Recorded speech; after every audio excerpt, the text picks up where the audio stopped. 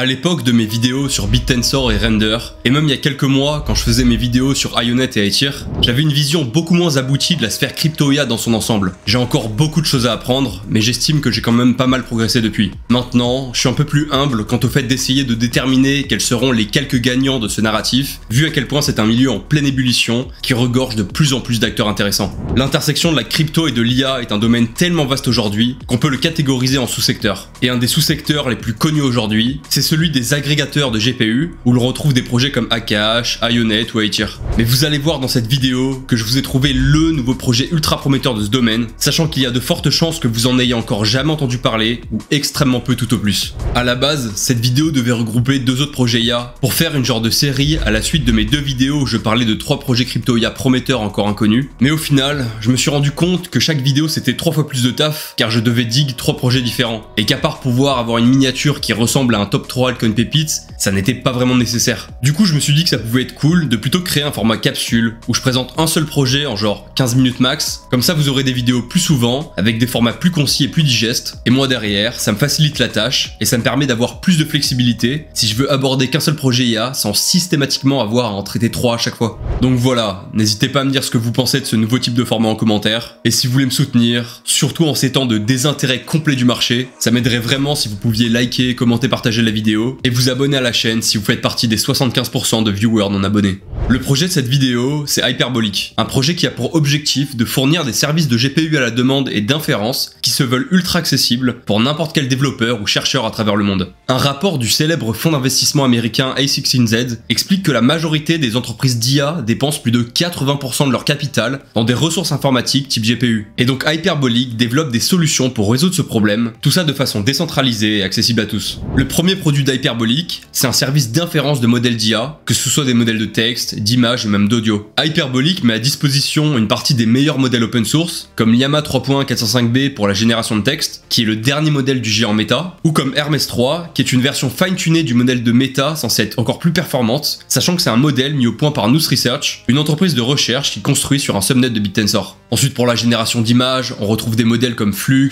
ou Stable Diffusion, et ils proposent même un modèle de génération d'audio. Les développeurs peuvent accéder à tous ces modèles via une API pour faire de l'inférence et construire des applications, aussi simplement qu'avec les solutions Web 2, et avec des performances presque similaires grâce à la sélection de modèles proposés. L'atout majeur d'Hyperbolic, c'est qu'ils veulent casser les coûts par rapport aux solutions centralisées. Pour ça, ils ont développé le Hyperbolic Decentralized Operating System, qui est une couche d'infrastructure permettant de se baser sur différents types de GPU, tout en optimisant leur performance, au lieu de devoir se baser uniquement sur un seul type de GPU. Et c'est aussi sur cette couche d'infrastructure que se base le deuxième produit d'Hyperbolic. Ce deuxième produit, c'est tout simplement une marketplace de GPU décentralisée. C'est donc un genre de dépine qui permet à n'importe qui de louer des GPU très facilement ou de fournir la puissance de calcul de ces GPU en quelques secondes en étant rémunéré pour ça, que ce soit des GPU Nvidia, AMD, Intel, etc. La solution est encore en accès restreint, elle n'est pas encore live pour tout le monde, mais vous pouvez voir à quoi ça ressemble via cette vidéo provenant du Twitter de Hyperbolic. Après bon, des dépines de GPU, il commence à y en avoir pas mal. C'est pour ça qu'Hyperbolic essaye de se démarquer via 2 technologies principales. La première, comme on a vu juste avant, c'est leur couche d'infrastructure, qu'Hyperbolic appelle couche d'orchestration décentralisée, qui est alimentée par l'Hyperbolic Distributed Operation System. Ce système est censé maximiser les performances de n'importe quel GPU tout en optimisant leurs coûts. Et la deuxième technologie par laquelle ils veulent se démarquer, qui a également une utilité pour leur service d'inférence, c'est leur technologie appelée Proof of Sampling. Le Proof of Sampling, c'est un protocole de vérification pour l'IA qui permet de s'assurer de l'intégrité et de l'exactitude de différents services d'IA. Si c'est un peu flou, c'est normal, on verra juste après à quoi ça peut servir concrètement, mais avant ça, on va voir comment ça fonctionne, car c'est vraiment un des atouts principaux d'Hyperbolic. Déjà, faut savoir que c'est un protocole que l'équipe d'Hyperbolic a développé en collaboration avec des chercheurs de l'université de Berkeley et de Columbia, donc on est sur quelque chose d'assez costaud. Concrètement, le Proof of Sampling, c'est une technologie qui utilise des techniques d'échantillonnage et un modèle de théorie des jeux appelé Pure Strategy Nash Equilibrium pour s'assurer de la sécurité et de la fiabilité d'un système en créant des structures d'incitation qui récompensent les acteurs honnêtes et pénalisent les acteurs malhonnêtes. Je vais pas rentrer dans tous les détails techniques car c'est assez complexe, mais je peux reprendre l'exemple d'Hyperbolic pour vous imager le fonctionnement de cette technologie. En gros, le Proof of Sampling, ça peut être comparé à un contrôleur de bus qui ne vérifie pas tous les passagers, mais seulement une partie. Et vu que ce contrôle est aléatoire et qu'en cas de fraude, le contrôleur charge une amende supérieure au prix du ticket, les passagers sont incités à tous acheter un ticket. De la même manière, le Proof of Sampling permet de s'assurer qu'agir honnêtement est la meilleure stratégie pour tous les participants d'un réseau décentralisé grâce au concept de théorie des jeux Pure Strategy Nash Equilibrium. Et donc l'avantage de ce système, c'est qu'il permet de réduire la charge de vérification nécessaire pour qu'il soit le moins coûteux et le plus scalable possible, tout en ayant de bonnes garanties de sécurité. Grâce à cette technologie, Hyperbolic a développé le concept de SPML, acronyme de Sampling Machine Learning. Le SPML, c'est donc une méthode de vérification d'inférence d'IA qui implémente le Proof of Sampling. Le but principal de cette technologie, ça va être de s'assurer que si on requête des inférences dans certains modèles d'IA, on a bien les inférences de ce modèle précis et pas d'un modèle moins performant. Par exemple, si je prompt GPT-4 et qu'au final OpenAI me sort un résultat fait avec GPT 3.5, j'ai aucun moyen de le vérifier. Et dans un système décentralisé, c'est encore plus galère de s'assurer de l'intégrité des inférences. C'est donc à ça que va servir le SPML d'Hyperbolic. Mais ce SPML jouera aussi un rôle crucial au sein de la marketplace décentralisée de GPU d'Hyperbolic, car grâce à ça, on pourra s'assurer que si on veut louer un certain type de GPU, on a bien les bons GPU qu'on a demandé et pas des GPU de moins bonne qualité. Par exemple, que si je veux louer un GPU H100, je me retrouve pas avec un GPU RTX 4090. Si vous suivez ma chaîne, vous savez qu'il existe déjà des techniques de vérification de ce type. Les plus connus sont le OPML pour Optimistic Machine Learning et le ZKML pour Zero Knowledge Machine Learning. Je les ai déjà abordés dans mes vidéos sur Giza, sur Ritual et Aura ou encore sur Spectral, mais le truc c'est qu'Hyperbolic a identifié des limitations pour chacun de ces mécanismes de vérification. Le OPML est scalable, mais il présente des failles niveau sécurité et on peut avoir des temps de finalité des transactions assez longs à cause de la challenge period. Et le ZKML est sécurisé, mais il est coûteux et très demandeur en ressources informatiques. Donc pour résumer, le SPML a pour objectif d'allier les forces de ces deux mécanismes tout en supprimant leurs faiblesses. J'avoue que je suis pas allé vérifier dans les faits si c'était vraiment le cas et si tout était aussi beau que dans les promesses de leur tableau, mais en tout cas sur le papier c'est prometteur. Donc voilà, faut bien comprendre que le Proof of Sampling et le SPML sont deux composants majeurs d'Hyperbolic et c'est en partie ça qui fait leur distinction et leur plus-value par rapport à la concurrence. Ce sont ces mécanismes qui permettent de fournir des garanties de sécurité et d'intégrité aux développeurs qui voudraient construire des réseaux ou des applications d'IA sur Hyperbolic sans faire de compromis sur les performances. Mais Hyperbolic, ce n'est pas seulement un service d'inférence, une marketplace de GPU, une couche d'orchestration et un mécanisme de Proof of Sampling. Certes, c'est déjà pas mal, mais l'ambition d'Hyperbolic va plus loin. Ils veulent développer une architecture complète de solutions pour créer le cloud décentralisé parfait pour l'IA. Donc on va maintenant passer ou repasser en revue chacun des composants de cet écosystème.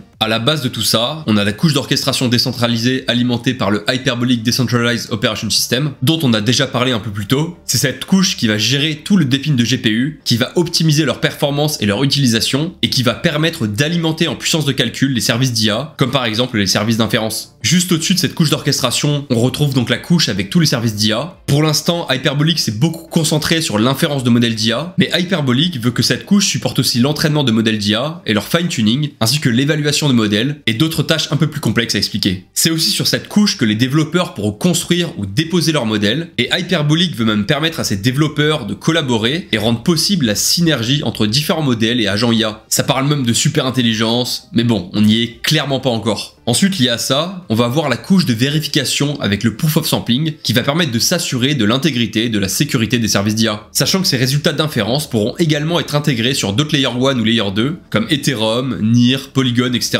Mais la petite nouveauté, on apprend qu'Hyperbolic souhaiterait aussi développer un Privacy Layer, donc une couche de confidentialité qui viendrait protéger les données et les calculs d'IA. Ça permettrait apparemment aux entreprises Web 2 d'utiliser Hyperbolic, car elles pourraient bénéficier des mêmes garanties de confidentialité que dans le Web 2. J'ai demandé à la team pour savoir quelle technique cryptographique il comptait utiliser. Il penche plutôt pour le TEE et il travaille avec des partenaires dans ce sens. Hyperbolic veut aussi construire sa propre blockchain qui servira de couche de settlement pour la couche d'orchestration ainsi que pour la couche de vérification. En gros, c'est sur la blockchain d'Hyperbolic que seront gérées et finalisées les transactions du dépine de GPU et des vérifications d'inférence. Ils sont encore en train d'explorer différentes solutions blockchain, mais le cofondateur m'a dit qu'il devrait bientôt prendre une décision définitive là-dessus. Pour finir, on va voir la couche d'application. Comme son nom l'indique, c'est sur cette couche que les startups d'IA, les développeurs et les chercheurs pourront développer des applications d'IA utilisant les multiples produits et solutions d'Hyperbolic. Ils listent aussi dans leur article une liste d'exemples d'applications. Ça parle de restacking de GPU, de tokenisation de GPU, de systèmes de partage de revenus pour les agents IA, etc.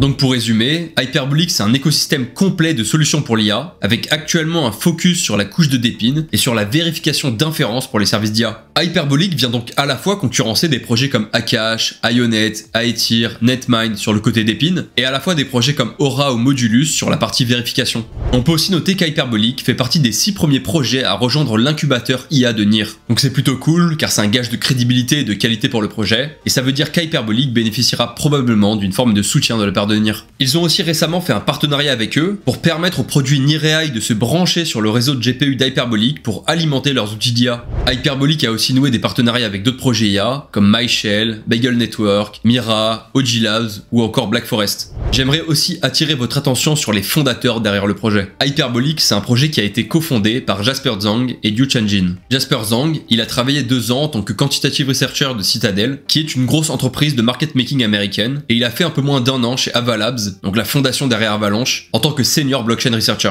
Donc rien que ça, c'est déjà pas mal. Mais dites-vous que ce type, c'est aussi la personne la plus rapide de l'histoire à obtenir un doctorat en mathématiques à l'université de Berkeley en moins de 2 ans, sachant que Berkeley est dans le top 10, voire le top 5 des meilleures universités au monde. Et il a également gagné tout un tas de médailles d'or dans des compétitions de mathématiques. Et l'autre cofondateur, Yu Changjin, il a travaillé pendant 2 ans chez OctoML, une boîte d'IA dans laquelle il dirigeait une team d'ingénieurs. Il a également un doctorat en computer science de l'université de Washington, et il a publié des travaux dans les meilleures conférences du monde sur son domaine.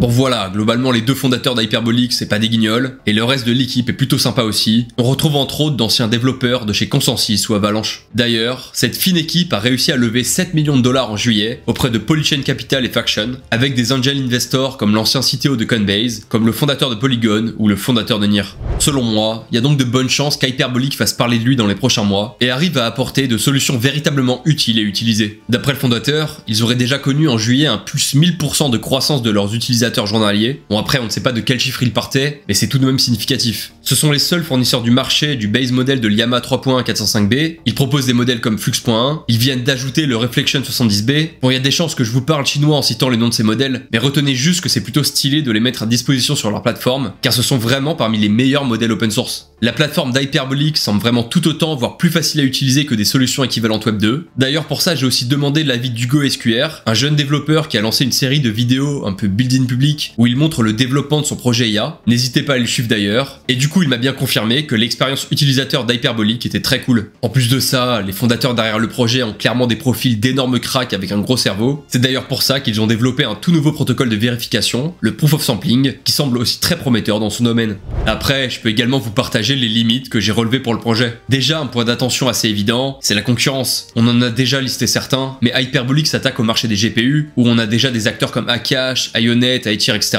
Il s'attaque aussi au marché de la vérification de résultats d'IA, où on a des acteurs comme Aura, Ritual, Modulus, RISC-0, Inference Labs. Donc à voir s'ils arrivent à tirer leur épingle du jeu par rapport à ses concurrents, et à voir s'ils sont compétitifs niveau tarif. Certes, leur solution de GPU est moins chère que les solutions centralisées, mais sûrement plus chère que des Akash par exemple, qui sont ultra compétitifs sur la location d'H100. Et Hugo m'a fait remarquer que leur API était moins chère que celle de GPT-4o, mais quand même plus chère que celle de GPT-4o mini, que beaucoup de gens utilisent justement pour son rapport qualité-prix. Il faudra aussi voir si Hyperbolic arrive à délivrer tout ce qu'ils ont annoncé, car l'écosystème de solutions qu'ils cherchent à avoir est assez ambitieux. Ça va peut-être être compliqué pour eux d'être performants sur chaque composant de leur sac. D'ailleurs, le projet doit encore fournir pas mal d'informations, que ce soit au niveau de leur tech blockchain ou de leur système de confidentialité, car pour l'instant on n'a quasi aucune info dessus. Et à voir s'il y a une vraie demande et un vrai besoin pour leur SPML, et si c'est pas juste un coup d'épée dans l'eau. Pour finir, le projet n'a pas encore de token, mais il en aura probablement un, donc faudra bien prendre en compte la tokenomics pour savoir si c'est un token intéressant à acheter. Car oui, c'est pas parce que le projet a une bonne tech et que la team est cool, que le token sera forcément intéressant à acheter. Il faut bien faire la distinction entre bonne tech et bon investissement. Si vous avez aimé la vidéo, ou si vous avez trouvé le format cool, je vous invite vraiment à liker la vidéo pour me le signaler, et si vous avez 30 secondes pour me donner votre avis dessus en commentaire, ça m'aiderait beaucoup. N'hésitez pas à vous abonner à la chaîne si vous voulez pas louper mes prochaines vidéos, et en attendant, si vous voulez découvrir d'autres pépites IA encore inconnues, vous pouvez cliquer sur une de ces 2 vidéos.